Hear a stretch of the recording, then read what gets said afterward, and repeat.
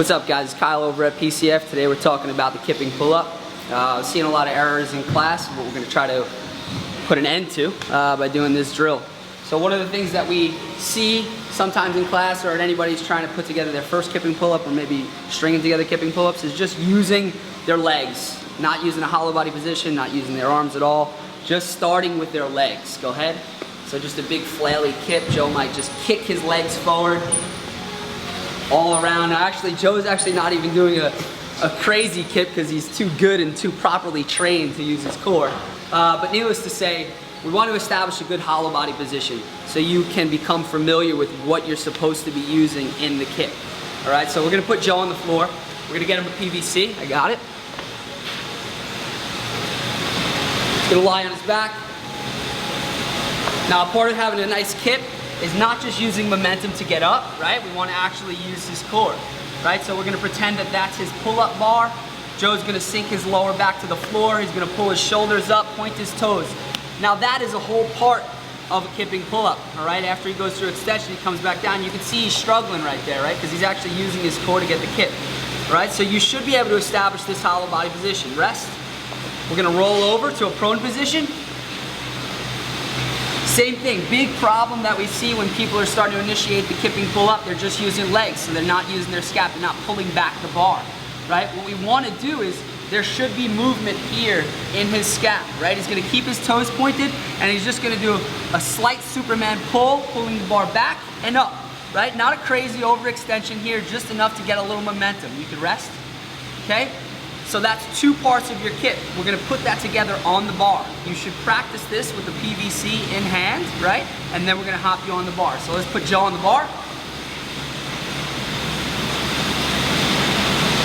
So at any point, if I tell Joe to stop his momentum or stop his swing or his kip, he should be able to, because he can initiate this with his stomach, right? He's gonna point his toes and he's gonna be pulling that bar forward and back, right? So just a gentle kip. Go ahead, pull, push, right? Here's the extension to his kip. This is his first part of his kip. That's where he starts his pull-up, right? And then stop, right? He should be able to just stop because he's using his core. All right, cool. So that once we got that settled, we got a cool little drill for you, right? Obviously, we should be working with some strict pull-ups by now.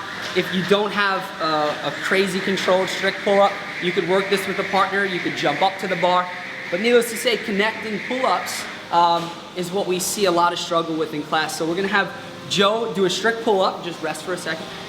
After he does a strict pull-up, when he comes off of that bar, right, a big part of getting that kip is pushing yourself off that bar, right? So if you just let yourself drop down, well, either A, you're doing a butterfly pull-up and then you'd have a whole different kip, but B, you won't be able to get that initiation in that first kip, all right? So what we're gonna have Joe, he's gonna do a strict pull-up, he's gonna stay up at the top of that bar, keep the hollow body position, and he's gonna bench press himself off that bar and come through. All right, he's not gonna go into his next pull-up yet, but I just want you to see what that looks like. So go ahead, strict pull-up up, push off and through and rest. All right, that is the big part about connecting your kipping pull-up. When he pushes through also, he doesn't have his arms bent like this. He's nice and fluid, right? Because he wants a nice long kip, he doesn't want any shoulder injuries, and he doesn't want his biceps to fry during the workout, right? So let's see that one more time. He'll kip up, I could even help him. Push off and through, all right? Cool? Now what we're gonna do, he's gonna go right back into that next pull-up, right? That big kip, or that extension in the kip, right? That's gonna start him for his next wind-up. He's gonna come back into the hollow body, knees up, and then pull it into the bar, so go ahead and go two. Help him up. Push, legs, good. Push, legs, good. Rest.